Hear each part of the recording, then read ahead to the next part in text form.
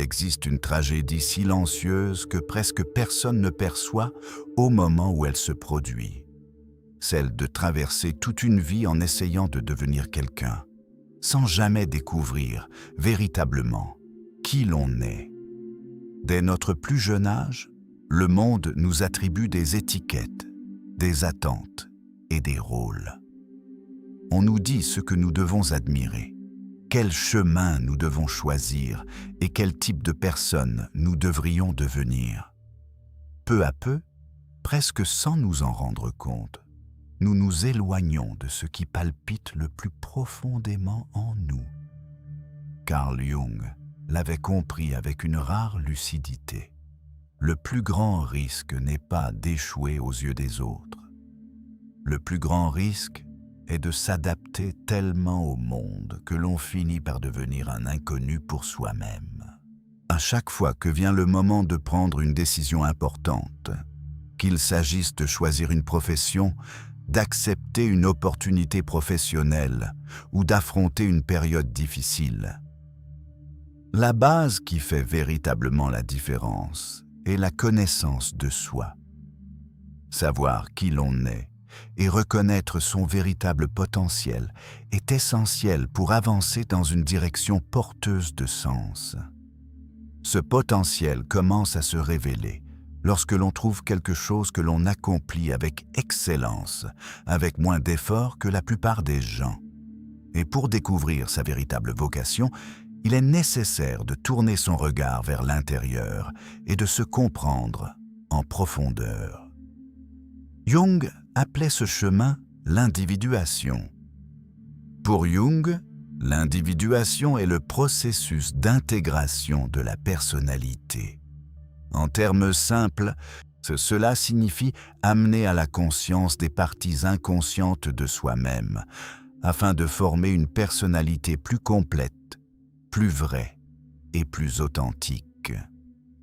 Carl Jung fut l'une des figures les plus importantes de la psychologie des profondeurs et a laissé des contributions marquantes dans des domaines tels que la psychiatrie, l'anthropologie, la philosophie, la littérature, la psychologie et les études religieuses. Son approche est devenue connue sous le nom de psychologie analytique et parmi ses principales œuvres figurent Psychologie de l'inconscient, l'homme et ses symboles, les archétypes et l'inconscient collectif, l'homme moderne à la recherche d'une âme, la psychologie du transfert, ma vie, souvenirs, rêves et pensées, et dialectique du moi et de l'inconscient. Jung fut, au début, disciple de Sigmund Freud, mais il finit par s'en éloigner afin de développer sa propre école de pensée. Tandis que Freud se concentrait principalement sur les traumatismes du passé et de l'enfance, Jung élargit cette perspective en y intégrant le présent, les symboles, la culture, les mythes et le développement de la conscience. Au centre de cette vision se trouvait précisément le processus d'individuation. Pour Jung, rencontrer le soi et réaliser son propre potentiel constituait l'une des missions les plus importantes de l'existence humaine. À partir de cette philosophie, nous pouvons tirer des enseignements profonds pour quiconque désire vivre de manière plus pleine, plus consciente et plus vraie. Reste avec moi jusqu'à la fin, car la dernière leçon est peut-être justement la pièce qui manquait pour transformer ta vie. Jung disait « Le monde te demandera qui tu es, et si tu ne le sais pas, le monde te le dira. » L'une des différences entre Jung et Freud résidait dans la manière dont chacun comprenait l'origine des conflits psychologiques. Jung ne croyait pas qu'ils naissaient tous uniquement des traumatismes infantiles. Il n'acceptait pas non plus entièrement l'idée freudienne du surmoi, comme simple intériorisation de la voix des parents et de la société. Pour Jung, cette voix intérieure qui nous juge et nous pousse vers certains comportements peut avoir de nombreuses origines. Au-delà du passé, nous sommes également influencés par nos attentes concernant l'avenir et par l'image que nous créons de nous-mêmes. Lorsque cette image est fragile, confuse ou négative, nous devenons plus exposés aux pressions extérieures et moins préparés à faire face aux jugements, aux exigences et aux agressions du monde. Dès le plus jeune âge, nous sommes encouragés à nous ajuster à ce que l'on attend de nous. Nous apprenons à imiter, à plaire et à appartenir. Mais lorsque nous le faisons sans conscience, nous finissons par nous éloigner de notre véritable nature. Et le prix de cet éloignement apparaît souvent plus tard, sous forme de frustration, de ressentiment et de regret. C'est pourquoi, au lieu d'essayer de copier les autres, la voie la plus sage consiste à réfléchir à ce qui a réellement de la valeur pour toi. Accordes-tu plus d'importance à la sécurité ou à la liberté? Préfères-tu rivaliser ou collaborer? Te sens-tu plus vivant en explorant la nouveauté ou en suivant une routine stable? Il n'y a aucun sens à jouer le rôle de quelqu'un que tu n'es pas. Essayer de paraître extraverti lorsque ton essence est introspective, par exemple, peut fonctionner pendant un certain temps, mais cela finit par réclamer un prix élevé. La question essentielle est celle-ci. Qui es-tu vraiment? Qu'est-ce qui donne sens à ta vie? Que désires-tu devenir? Plus tu auras de clarté à ce sujet, plus tu auras de force pour conduire ta propre existence, au lieu d'être conduit par les attentes des autres. Lorsque tu sais qui tu es, l'opinion d'autrui perd une partie de son pouvoir sur tes décisions. Cela ne signifie pas ignorer les conseils, mais apprendre à filtrer ce qui dialogue avec ton essence. Au fond, une vie authentique vaut infiniment plus qu'une vie construite uniquement pour plaire. Jung disait « Je ne suis pas ce qui m'est arrivé, et je suis ce que je choisis de devenir. » Bien que Jung accordât une profonde importance à l'inconscient, aux symboles et aux schémas hérités par l'humanité, il croyait aussi en la capacité consciente de l'être humain à orienter sa propre vie. Pour lui, nous ne sommes pas définis uniquement par ce qui nous est arrivé, mais surtout par le sens que nous donnons à nos expériences et par la direction que nous choisissons de suivre. Avoir une vision claire de la personne que l'on désire devenir est essentiel à la santé psychique.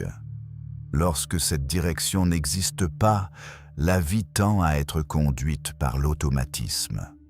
Dans cet état, il est fréquent de répéter d'anciens schémas, y compris des expériences douloureuses qui n'ont pas encore été élaborées.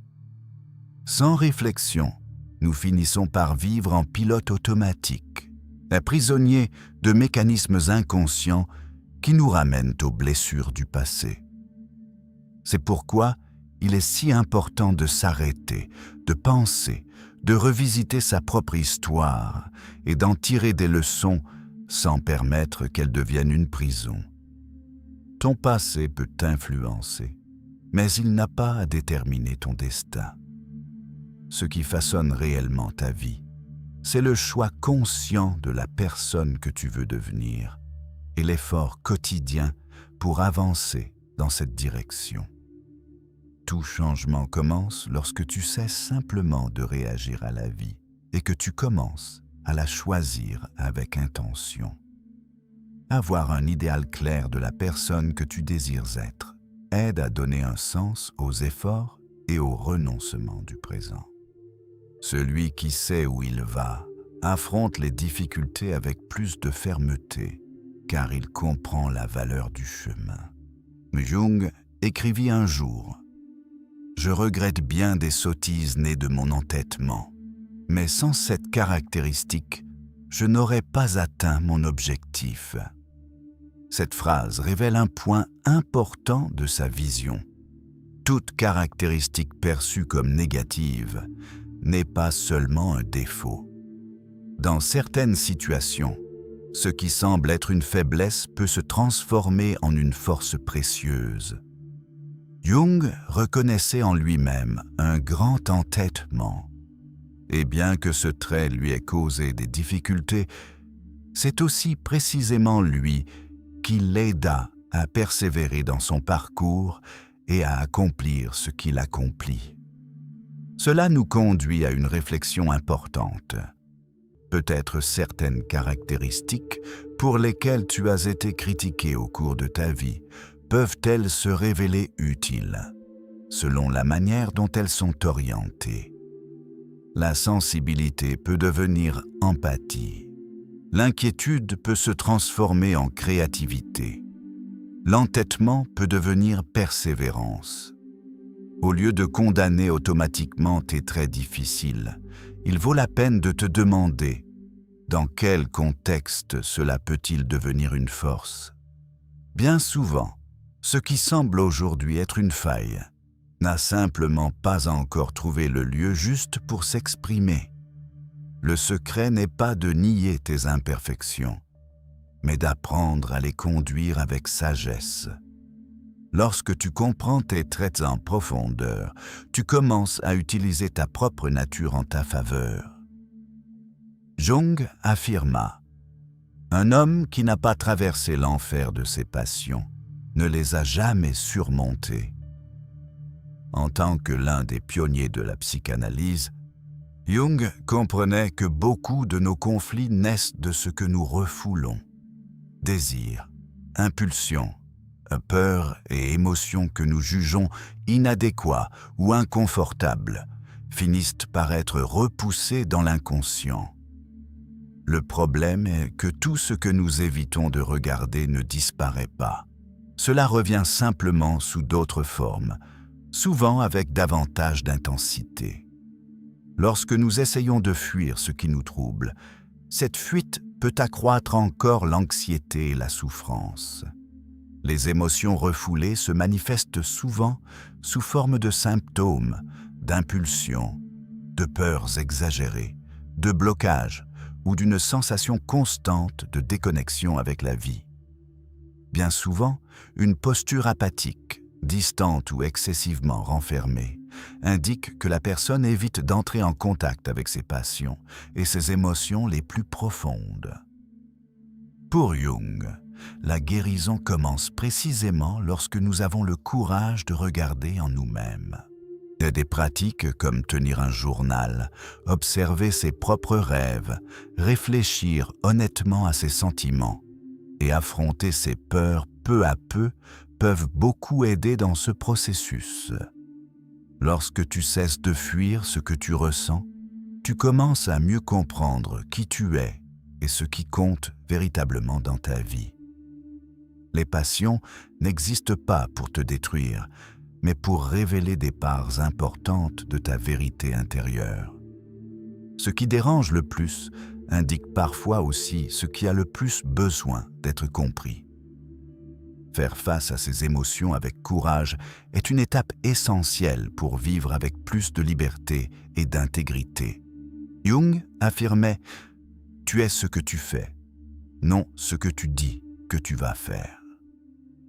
Les actions révèlent bien davantage que les intentions. Nous pouvons construire de beaux discours sur la personne que nous voulons devenir. Mais la vérité apparaît dans le comportement. Jung, en tant qu'analyste, percevait avec clarté la distance entre l'image qu'une personne tente de projeter et ce qu'elle vit réellement. Le processus d'individuation exige une cohérence entre l'identité et l'action. Il ne suffit pas d'imaginer une version idéale de soi-même. Il faut vivre d'une manière alignée avec elle. Et cela implique aussi de reconnaître les limites réelles du temps, de l'énergie, du talent et de la préparation. Être honnête quant à ses capacités, ce n'est pas se rabaisser. Au contraire, c'est construire une base solide pour trouver les chemins sur lesquels on peut réellement évoluer. Bien souvent, admettre que quelque chose ne nous correspond pas est précisément le premier pas pour découvrir ce dans quoi nous pouvons nous distinguer avec plus de naturel. L'honnêteté envers soi-même évite des frustrations inutiles et aide à construire des objectifs plus réalistes. Lorsque tu reconnais tes limites avec maturité, tu commences aussi à percevoir avec plus de clarté tes véritables talents. Et c'est de cette lucidité que naît une croissance plus cohérente, plus sûre et plus vraie. Jung écrivit « Toute forme de dépendance est mauvaise. Peu importe que le narcotique soit l'alcool, la morphine ou l'idéalisme. » Pour Jung, la dépendance ne se limitait pas à l'usage de substances. Il percevait que l'être humain peut aussi devenir dépendant d'illusions, de fantasmes et d'idéalisation. Dans bien des cas, ces mécanismes fonctionnent comme une fuite, des manières d'éviter le contact avec la réalité et avec les problèmes concrets de la vie. L'alcool, les drogues et d'autres compulsions en sont les exemples les plus évidents. Mais l'idéalisme excessif peut lui aussi agir comme une anesthésie lorsque la personne s'attache à une image irréelle de l'existence afin de ne pas affronter ce qui se passe réellement. Préserver la santé psychique exige une disposition à vivre dans le réel. Cela ne signifie pas abandonner ses rêves, mais ne pas utiliser les rêves comme refuge. Affronter la vérité de sa propre vie peut être inconfortable par moments, mais c'est aussi ce qui permet de mûrir et de grandir. Toute fuite peut offrir un soulagement temporaire, mais elle réclame presque toujours un prix plus lourd par la suite. Plus tu t'éloignes de la réalité, plus il devient difficile de construire une vie solide et consciente. La guérison commence lorsque tu acceptes de regarder la vérité sans masque, sans raccourci et sans illusion. Jung disait « La question décisive pour l'homme est celle-ci. Est-il relié à quelque chose d'infini ou non ? Voilà la question révélatrice de sa vie. » Bien qu'il fût reconnu comme un homme de science, Jung accordait également une grande importance à la dimension spirituelle de l'existence. Dans son expérience clinique, il remarqua que de nombreuses personnes trouvaient davantage d'équilibre lorsqu'elles parvenaient à relier leur propre vie à quelque chose de plus grand qu'elles-mêmes. Cette connexion peut naître à travers la religion, la spiritualité, la contemplation de l'univers, la nature, la foi, le service, la famille ou même l'héritage que l'on souhaite laisser dans le monde. Le point principal n'est pas la forme exacte de cette connexion, mais le fait que la vie cesse de paraître limitée au seul immédiat. Lorsque tu te perçois comme faisant partie de quelque chose de plus vaste, l'existence gagne en profondeur. Les souffrances ne disparaissent pas, mais elles sont affrontées avec davantage de sens. Surgissent alors plus de force, plus de direction et une plus grande capacité à traverser les difficultés. Sans ce sens plus vaste, il est facile de sentir que tout est vide, répétitif ou dépourvu de but. Mais lorsqu'il existe une connexion avec l'infini, même les moments difficiles peuvent être vécus avec plus de dignité et d'espérance. Avoir un dessein plus grand n'élimine pas la douleur, mais transforme la manière dont tu traverses chaque étape de la vie. Jung disait « Tu dois être seul pour découvrir ce qui te soutient, lorsque tu découvres que tu ne peux pas te soutenir toi-même. » Pour Jung, la solitude possédait une valeur profonde, non pas comme isolement douloureux, mais comme espace de retrouvailles intérieures. C'est dans le silence, loin de l'agitation et des voix extérieures, que nous parvenons à entendre plus clairement ce qui se passe réellement en nous. Dans les périodes de crise, ce retrait peut être encore plus important.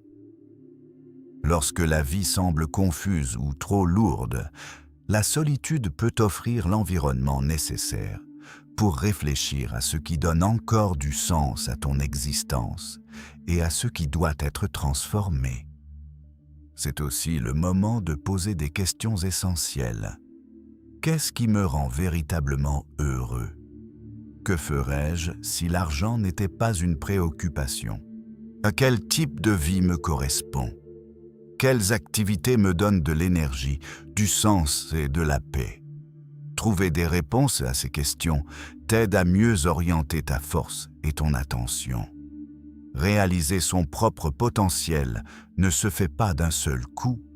C'est un voyage continu. Et, tout au long de ce parcours, les moments de réflexion profonde servent à ajuster la route, à comprendre où l'on se trouve et à percevoir ce qui doit encore être développé. Celui qui ne fait jamais silence en lui-même finit par ne vivre que dans le bruit du monde. La réflexion profonde permet de reconnaître des désirs oubliés, des douleurs ignorées et des chemins qui doivent être revus. Parfois, tout ce dont tu as besoin pour retrouver ton centre, c'est de t'arrêter, de respirer et de t'écouter avec sincérité.